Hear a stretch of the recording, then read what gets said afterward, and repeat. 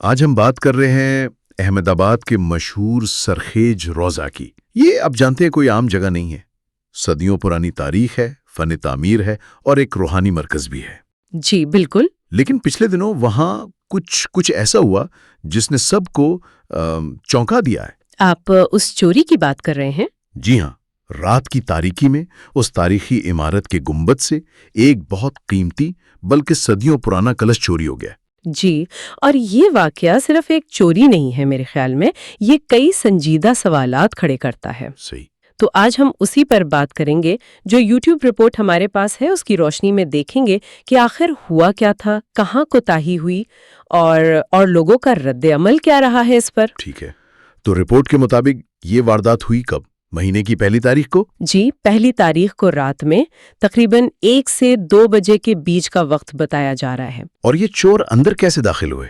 بتایا گیا ہے کہ کوئی 4-5 لوگ تھے اور وہ پچھلی دیوار جو چیکو باڑی یا وہ جو سنگھوڑا تالاب کی طرف ہے نا، اچھا، ہاں۔ وہاں سے پھلانگ کر اندر آئے۔ اوہ، اور یہ بھی سنا کہ کوئی خاص قسم کی رسی استعمال کی گئی گنبد تک پہنچنے کے لیے؟ جی ہاں، رسی کے استعمال کا ذکر ہے اور CCTV میں یہ سب ریکارڈ بھی ہوا ہے کچھ حد تک۔ اچھا، اب یہ بتائیں کہ چوری کیا ہوا؟ صرف کلش؟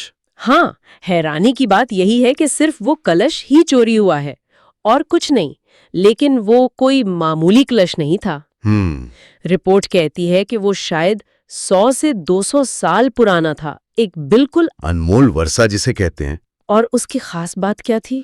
خاص بات اس دھات کی تھی جس سے وہ بنا تھا، ایسی دھات جو نہ زنگ پکڑتی تھی نہ کالی پڑتی تھی، ہمیشہ چمکتی رہتی تھی۔ واقعی ایسی دھات؟ جی۔ تو یہ تو جیسے کوئی گمشدہ فن کا نمونہ تھا۔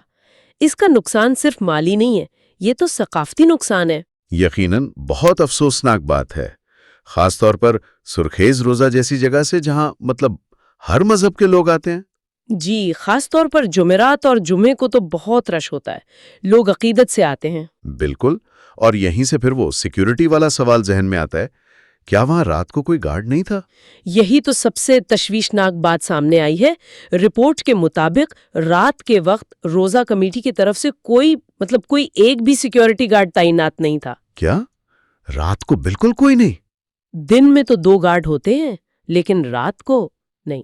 ارے، اتنی اہم تاریخی جگہ، اتنی قیمتی چیزیں اور رات کو کوئی سیکیورٹی نہیں؟ یہ تو ناقابل یقین ہے۔ جی، رپورٹ میں یہ بھی ذکر ہے کہ کافی عرصہ پہلے آرکیولوجیکل سروے آف انڈیا یعنی ASI ان کی طرف سے رات کی سیکیورٹی ہوتی تھی۔ اچھا، پھر کیا ہوا؟ وہ کسی وجہ سے بند ہو گئی۔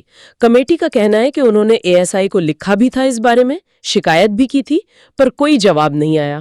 اور اب چوری ہونے کے بعد کمیٹی کہہ رہی ہے کہ انشاءاللہ جلد انتظام کریں گے۔ جی، سیکرٹری صاحب کا بیان یہی ہے کہ اب وہ انتظام کریں گے، لیکن یہ تو وہی بات ہوئی نا کہ پانی آنے سے پہلے پال باندھنی چاہیے تھی۔ اب کیا فائدہ؟ نقصان تو ہو گیا۔ بالکل، اور سیکیورٹی میں ایک اور مسئلہ بھی تھا۔ CCTV کیمرے تو لگے ہوئے ہیں۔ ہاں، وہ تو آپ نے بتایا، ریکارڈنگ بھی ہوئی ہے۔ جی، لیکن رپورٹ کہتی ہے کہ کچھ کیمرے بارش کی وجہ سے کام نہیں کر رہے تھے۔ اوہو۔ حالانکہ وہ کہہ رہے ہیں کہ مرمت چل رہی تھی، لیکن سوال تو پھر بھی اٹھتا ہے نا کہ عین وقت پر کیا صورتحال تھی، کیا سب کچھ ٹھیک تھا؟ ظاہر ہے، اسی لیے تو مقامی لوگ اور جو سماجی کارکن ہیں وہ کمیٹی پر بہت تنقید کر رہے ہیں۔ اسے گھور بےدرکاری کہا جا رہا ہے، یعنی سنگین غفلت۔ ہاں، اور بات صرف اسی واقعے تک نہیں ہے۔ رپورٹ میں کمیٹی کے اراکین کے لمبے عرصے تک عہدوں پر رہنے کا بھی ذکر ہے۔ اچھا، کتنا عرصہ؟ جیسے صدر صاحب ہیں، ان کے بارے میں کہا گیا کہ وہ شاید 30 سال سے صدر ہیں۔ 30 سال؟ جی، اور نئے ٹرسٹیوں کے انتخاب کے عمل پر بھی سوال اٹھائے گئے ہیں کہ اس میں شفافیت نہیں ہے، مثلاً اشتہار ایسے اخباروں میں دینا جو زیادہ پڑھے ہی نہیں جاتے۔ یہ تو واقعی سنگین الزامات ہیں، کمیونٹی اداروں میں احتساب کا ایک بڑا مسئلہ نظر آتا ہے۔ جی، ایک سماجی کارکن ہیں سید ربانی، انہوں نے تو وقف بورڈ میں شکایت درج کروانے کا بھی دعویٰ کیا ہے، لیکن کہتے ہیں کہ کوئی کارروائی نہیں ہوئی۔ اچھا، اور مقامی MLA عمران کھیڑا والا صاحب، وہ بھی گئے تھے وہاں؟ جی، انہوں نے دورہ کیا ہے اور سیکیورٹی بہتر کرنے کی یقین دہانی کروائی ہے۔ لیکن کمیونٹی میں تو یقیناً غصہ ہوگا۔ بہت زیادہ دکھ بھی ہے، غصہ بھی ہے۔ سابق کونسلر ہیں نفیسہ انصاری اور دوسرے مقامی لوگ، وہ سب سخت حفاظتی اقدامات کا مطالبہ کر رہے ہیں۔ جیسے زیادہ کیمرے لگائے جائیں، بہتر تربیت یافتہ گارڈز ہوں، آنے جانے والوں کی خاص طور پر بیگ وغیرہ کی چیکنگ ہو۔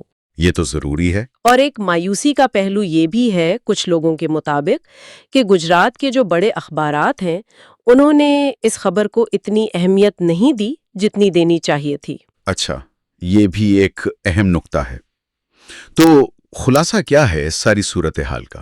خلاصہ یہی بنتا ہے کہ ایک قیمتی تاریخی ورثہ، ہماری مشترکہ پہچان کا ایک اہم حصہ، وہ ممکنہ طور پر انتظامی غفلت اور سیکیورٹی کی کمی کی وجہ سے ضائع ہو گیا۔ یہ واقعہ صرف ایک چوری نہیں ہے، یہ اس سے کہیں بڑھ کر ہے۔ یہ ہمیں اپنے ثقافتی ورثے کی حفاظت کے بارے میں سوچنے پر مجبور کرتا ہے۔ جو کمیونٹی کے زیر انتظام ادارے ہیں ان کے احتساب پر سوال اٹھاتا ہے اور بحیثیت معاشرہ ہماری ذمہ داریوں کی طرف اشارہ کرتا ہے۔ بالکل، اور یہ ایک بڑا سوال چھوڑ جاتا ہے ہمارے لیے کہ ہم اپنی ان تاریخی مقدس جگہوں کی حفاظت کیسے کریں، مطلب ان تک لوگوں کی آسان رسائی بھی ہو اور آج کل کے جو سیکیورٹی چیلنجز ہیں ان کا مقابلہ بھی کیا جا سکے۔ اس میں توازن کیسے قائم ہو؟ خاص طور پہ جب ان کا انتظام کمیونٹی تنظیموں کے پاس ہو۔ جی، اور اپنے اس مشترکہ ورثے کو بچانے میں ہم سب کا، ہر فرد کا کیا کردار ہو سکتا ہے، یہ سوال اب واقعی ہمارے سامنے